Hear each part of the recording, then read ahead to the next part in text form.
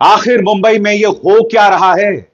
पहले सलमान खान के Galaxy apartments के बाहर गोलीबारी, उसके बाद बाबा सिद्दीक की हत्या, और फिर सैफ अली खान के घर में एक चोर घुसता है, 6 बार चाकू से उन पर वार करता है और वो बाल बाल बचते हैं। और आज की खबर भी सिहरन पैदा करने वाली है। कॉमेडी के बेताज बादशाह कपिल शर्मा को ईमेल के जरिए जान से मारने की धमकी मिली है। यह धमकी मिली है कॉमेडियन राजपाल यादव को। उनकी पत्नी पुलिस थाने पहुंची यह शिकायत लेकर, और यह धमकी सिर्फ कपिल शर्मा को नहीं, राजपाल यादव और सुगंधा मिश्रा को मिली है। पुलिस यह दावा कर रही है कि जहां से ईमेल भेजा गया है उसका इंटरनेट एड्रेस पाकिस्तान में है। मगर दोस्तों, आप जानते हैं आजकल वीपीएन नाम की एक चीज है। आप चाहे जहां से भी अपना लोकेशन बता सकते हैं। तो पुलिस जो ये कह रही है कि धमकी जो है वो पाकिस्तान से आई है, उस पर मेरा इतना ज्यादा इत्तेफाक नहीं है। मैं आज आपके सामने एक बड़ा मुद्दा उठा रहा हूं। क्या मुंबई एक बार फिर 90 के दशक की तरफ बढ़ चुका है, जब अंडरवर्ल्ड वाले खुलेआम मुंबई फिल्म इंडस्ट्री को धमकी दिया करते थे, पैसे वसूलते थे और कई बार जान से मार भी देते थे? आखिर मुंबई पुलिस किस बात का इंतजार कर रही है? महाराष्ट्र सरकार इस कदर ढीली क्यों दिखाई दे रही है? इससे पहले ही मुंबई के हाई प्रोफाइल बांद्रा में 3 बड़े हमले हो गए हैं। वहां की सुरक्षा व्यवस्था पूरी तरह से एक्सपोज हो गई है। मगर साहब, मजाल है एक के बाद एक के बाद एक जो धमकी मिल रही है उस पर आप कहीं पर भी प्राइम टाइम डिबेट सुने। सबसे पहले दोस्तों, मैं आपको बतलाना चाहता हूं कि इंडियन एक्सप्रेस इस बारे में क्या कह रहा है।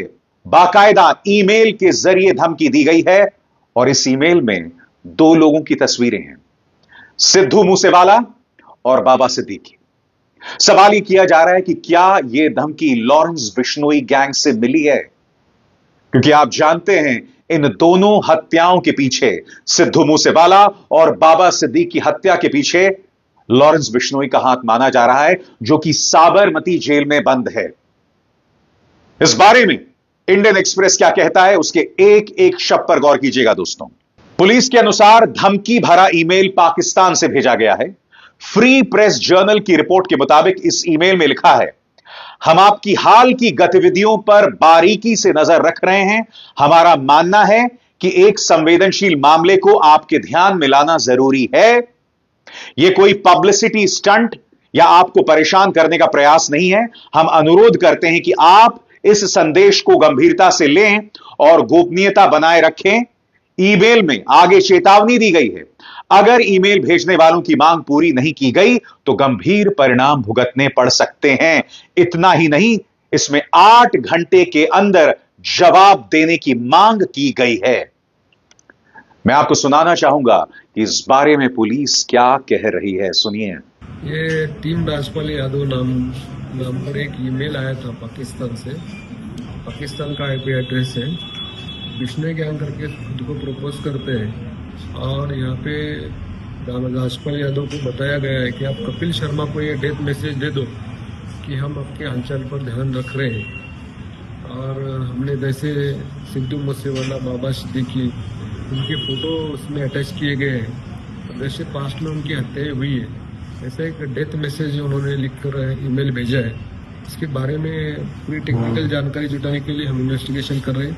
एफआईआर हमारे पास दर्ज है। मामले में अभी तो फिलहाल जान से मारने की धमकी दी गई है, लेकिन हो सकता है आगे उसमें और कुछ एस्टेब्लिश हो जाए, रिकॉग्नाइज हो जाए, तो उसमें हम नोडल ऑफिसर की तरफ से इन्वेस्टिगेशन कर रहे हैं। टीम राजपाल को राधिका राजपाल यादव का बयान दर्ज किया है, जिनको ये मेल जिन्होंने देखा था, और बाकी इन्वेस्टिगेशन चल रहा है। मैं फिर कहना चाहता हूं दोस्तों, बेशक इसका एड्रेस पाकिस्तान का बताया जा रहा हो, मगर वीपीएन नाम की एक ऐसी चीज है जिसमें आप किसी भी तरह का खेला कर सकते हैं अपनी लोकेशन को लेके। इसीलिए पुलिस जो दावा कर रही है उसे पत्थर की लकीर नहीं माना जा सकता। हकीकत यह है कि पिछले कुछ अरसे से अंडरवर्ल्ड मजबूत हुआ है, पिछले कुछ अरसे से मुंबई में क्राइम मजबूत हुआ है, और यह सब मुंबई के हाई प्रोफाइल जोन्स में हो रहा है। इस मामले में जिसमें कपिल शर्मा को धमकी मिली है दोस्तों, यह कड़ी अहम बताई जा रही है, यानी कि राजपाल यादव की। उनकी पत्नी बाकायदा पुलिस थाने पहुंची और उन्होंने शिकायत दर्ज कराई। इस बारे में इंडियन एक्सप्रेस क्या कहता है, मैं आपको पढ़ के सुनाना चाहता हूं। राजपाल यादव की पत्नी ने दर्ज कराया केस। इस बीच समाचार एजेंसी IANS ने बताया कि राजपाल यादव की पत्नी की शिकायत के आधार पर अंबोली पुलिस ने अज्ञात शख्स के खिलाफ BNS की धारा 351(3) के तहत FIR दर्ज कराई है। सुगंधा मिश्रा और रेमो डिसूजा ने भी शिकायत दर्ज कराई है। पुलिस ने जांच शुरू कर दी है और शुरुआती जांच से पता चलता है कि धमकी भरे ईमेल पाकिस्तान से भेजे जा रहे हैं। याद कीजिएगा दोस्तों, जब बाबा सिद्दीक की हत्या हुई थी तो उसके बाद क्या हुआ था। एक पूरी बाढ़ आ गई थी जहां सलमान खान को धमकी मिली कि आप 2 करोड़ रुपए दीजिए, शाहरुख खान को धमकी मिली, इस तरह की धमकियां आ रही थी। और हो क्या रहा था, इनमें से अधिकतर फर्जी थी। हो यह रहा था कि कुछ लोगों के हौसले अब बुलंद हो गए हैं, क्योंकि मुंबई में एक के बाद एक हमले हो रहे हैं। मीडिया सरकार को कटघरे में रख नहीं रही है। सरकार मामले को गंभीरता से ले रही है, नहीं ले रही है, हम नहीं जानते हैं। एक जमाने में जब धमकियां मिला करती थी तो मीडिया सरकार को कटघरे में लगती थी लॉ एंड ऑर्डर को लेकर, मगर अब मानो कुछ नहीं हो रहा है।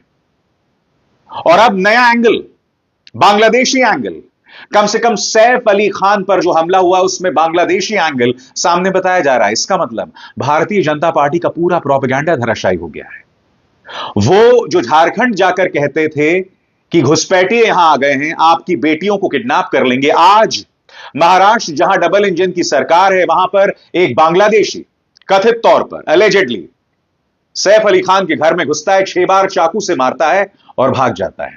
सबसे बड़ी बात, जिस व्यक्ति को गिरफ्तार किया गया है उसकी शक्ल और सीसीटीवी में जो व्यक्ति कैद हुआ है उसमें कोई समानता नहीं दिखाई देती। ये तमाम सवालात मुंह खड़े हैं, मगर क्या आपने इस पर प्राइम टाइम डिबेट देखा? हां, आपने सुशांत सिंह राजपूत पर अलबत्ता प्राइम टाइम डिबेट देखा था, जो एक आत्महत्या का मामला था। मगर याद कीजिए, उस मामले में उद्धव ठाकरे, आदित्य ठाकरे, उद्धव ठाकरे सरकार यानी अघाड़ी सरकार, सबको घेर लिया गया था। क्यों? क्योंकि बिहार में चुनाव होने वाले थे और स्वर्गीय सुशांत सिंह राजपूत की पृष्ठभूमि बिहार की थी। इस तरह से आजकल पत्रकारिता होती है और इस तरह से पुलिसिंग का काम होता है।